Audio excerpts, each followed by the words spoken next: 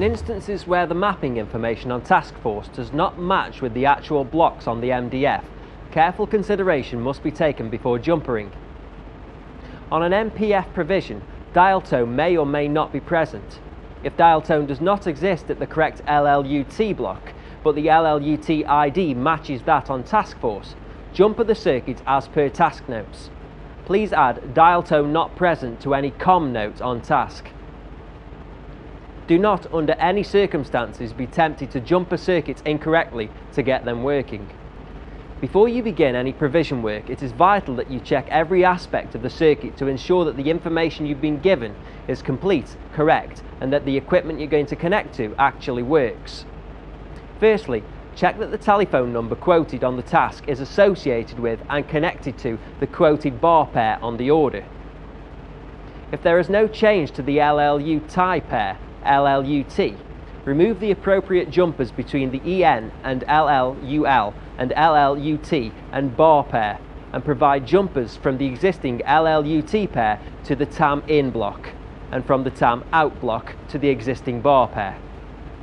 If a change of LLU tie pair, LLUT, is required, it will be necessary to remove the appropriate jumpers and provide new jumpers to the new LLUT tie block or pair via the TAM to the bar pair.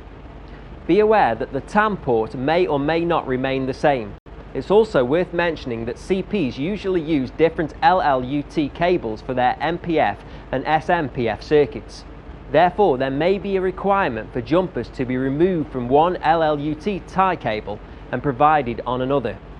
Another point which may cause you confusion is that some smpf circuits installed pre-2005 were provided with a TAM in the circuit routing. So there may be 3 jumpers existing. With those things in mind, run any new jumpers using yellow-green jumper wire as with all LLU circuits. On completion of the jumpering, it is imperative that you test the circuit using a suitable tester, such as the handheld MC2 Plus tester, to confirm DSL sync.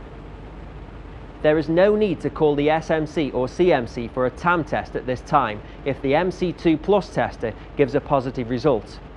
If you do need to call SMC CMC for a TAM test, they will switch the TAM for you, so that you will have a BT test number available to carry out a ringback test.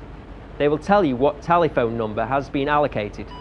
This can either be tested by carrying out a ringback test or by accessing CSS and carrying out a RAT test. On completion of your test, the TAM will be restored. BT test dial tone will only be present whilst the TAM is switched. You may now recover the appropriate jumpers. The existing routing information will be found in the task notes. Finally, COM the task. After conversion, dial tone may be present, but it will not come from BT.